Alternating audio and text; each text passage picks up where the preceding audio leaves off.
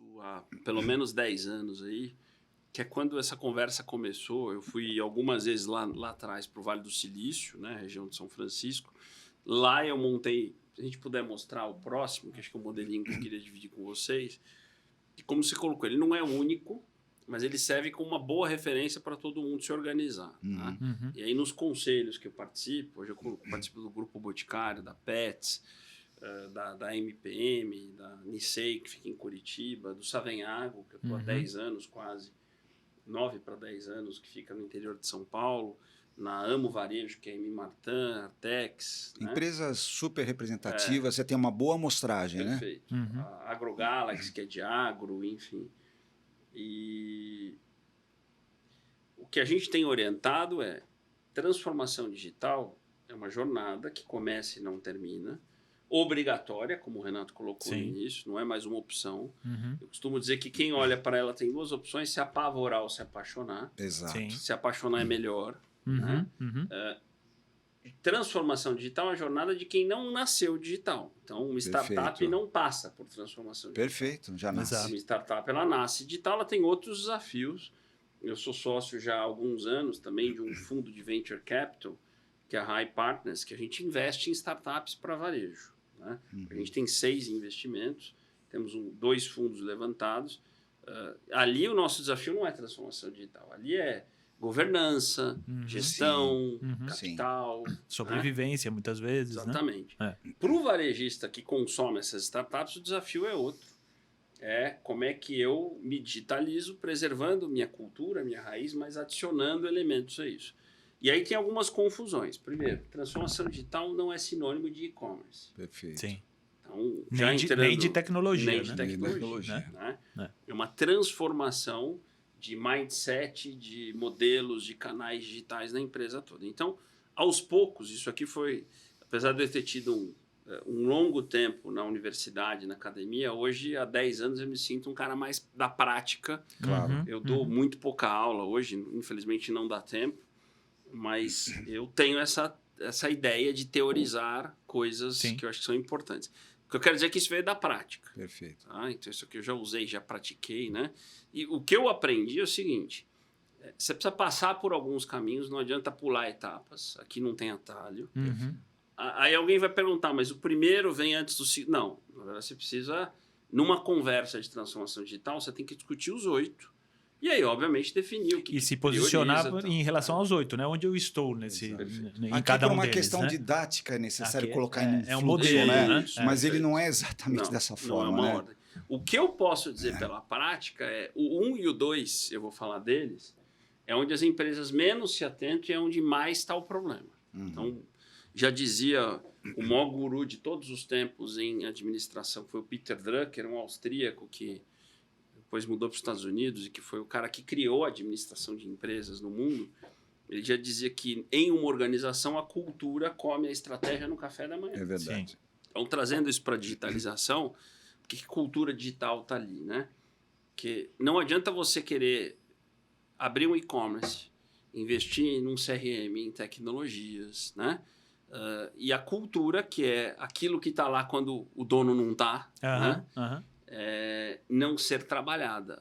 As lojas sabotam a digitalização, não porque ela quer sabotar, porque as pessoas não acreditam, acham que aquilo vai competir com elas, enfim. Então, tem que se fazer um trabalho de mudança de cabeça. Mudança de cabeça não é, esquece tudo que você sabia, que agora o mundo é outro. Esse é um outro erro. Quer dizer, cultura digital é adicionar elementos a uma cultura que, se a empresa está até aqui hoje, deve ser boa. Sim. Né? É isso. Então, o que é cultura digital na prática? Eu acabei de desenvolver um modelinho também que a gente está fazendo de assessment digital da cultura. Que é, por exemplo, tomar decisões baseadas em dados. Isso é cultura digital. Cliente no centro da estratégia. Agilidade. Errar. Né? O que fazer com o erro, né? O que fazer com o erro. Punir ou erro. aprender. Exatamente. Né? Né? Então, que tem inclusive aqui... é um tema do podcast. Fazendo um merchan aqui. Fazendo um merchan de um dos podcasts anteriores. O que você faz com aquele erro? Senta e todo mundo se mata, se debate ou você aprende. Ou aprende, né? Desculpa, te interromper. Não, é isso aí, perfeito. Aqui é uma... Mas então, cultura digital, eu só estou dando elementos de cultura digital, não é um bicho abstrato. Você tem que entender se as pessoas têm ou não têm aqueles coisas. Se não tiver, você precisa trabalhar. Então, sem isso, esquece. Eu vou fazer isso e depois... Não, você vai fazer tudo ao mesmo tempo. Tá? Sim. Então, junto, por exemplo, o item 7, que é e-commerce, omnicanalidade, WhatsApp, legal, mas junto com o 7, trabalho 1. O outro exemplo é o 2, que é a empresa não pode trabalhar do mesmo jeito que ela trabalhava 15 anos atrás. Então, tem lá o meu time de loja e depois eu monto um time de digital. Já nasceu morto. Como se fosse um departamento, isso, né? É o departamento da silos. informática, lembra disso? Não pode departamentalizar a digitalização. Um dos maiores erros hoje, em empresas grandes isso já é mais claro, mas nas médias e nas pequenas mesmo assim, você não pode separar o digital. Ele precisa, quanto mais, precisa estar integrado aos negócios da companhia. Então, se estrutura... né? Você pode ter 3 funcionários, mas eles precisam trabalhar bem estruturados. Você pode estar 3.000, o desafio aumenta.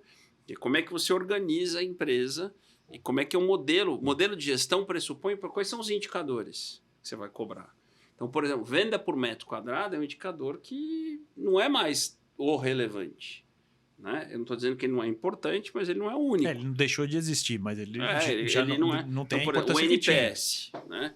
Que é um indicador de mundo mais digital. O que é o NPS para quem não conhece? Quer dizer, o Net Promotion Score foi criado por um cara que entendia que precisava medir a satisfação de um cliente numa jornada inteira de compra.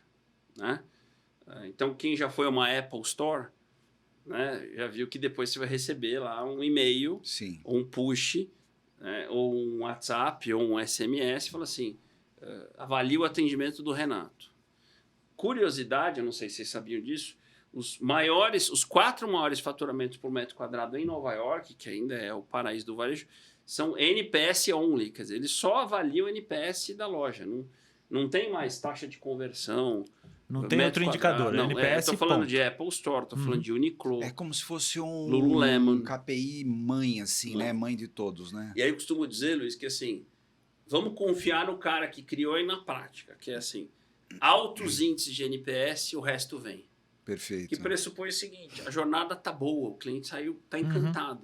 Comprar mais, né? É uma consequência de um bom NPS. Edu, eu gosto muito de exemplos simples, né? Eu acho que a Renner é um bom exemplo do que fazer. O encantômetro. Poxa, há quantos anos? O encantômetro era um embrião 20 anos? Sei lá, 20 pelo anos? menos. Pelo menos 20 anos. Né? Como executivo na época de Sim. varejo, é isso aí. Eu lembro de uns 20 anos, pelo menos. Pelo e é menos. simples, né? E para o pessoal entender, você tem, o encantômetro é um NPS. É um NPS. Sim. Raiz. Raiz, exatamente. Tá? Uhum. É aquilo, a pesquisa de satisfação que a gente responde. Né? Então, esses 2 pontos são importantes. Só que aí tem um terceiro, e aí eu estou falando de empresas médias para grandes, que é o seguinte, como a empresa ela foi analógica, foi crescendo e hoje ela precisa se digitalizar, o que eu chamo de arquitetura. Eduardo, o que é arquitetura? Né? É os seus sistemas. Então, toda empresa tem lá um sistema de ponto de venda, né, que é o de PDV, pode ter um RP, dependendo do seu tamanho, um sistema de gestão contábil financeiro, pode ter um sistema de folha de pagamento de pessoas. Como é que esses sistemas estão instalados, organizados, é o que eu estou chamando de arquitetura. Os legados que a gente chama. Se você não revisitar essa arquitetura, o resto não funciona. Eu vou explicar por quê. Porque eles acabam não se conversando, né? Ou quando conversam, e esse é o exemplo, você conhece uma startup, você conhece uma empresa que vai melhorar o WhatsApp na sua empresa. Se você não fizer um trabalho de arquitetura, quando você for olhar, fala assim, é legal esse negócio, mas vai levar muito tempo para integrar e muito dinheiro. E aí começa o problema da transformação digital. Perfeito. Tá? Então, um bom exemplo aqui, eu gosto de mencionar, foi o que o Magazine Luiza fez lá atrás, quando se tornou um case de transformação digital. Hoje ele tem alguns desafios que depois a gente pode falar, mas ele trocou os canos, que eu costumo dizer. O que é trocar os canos? Ele mudou a arquitetura. Ele deixou de ter aqueles sistemas pesados, lentos, difíceis, para colocar aí um pouquinho de aspecto técnico, né?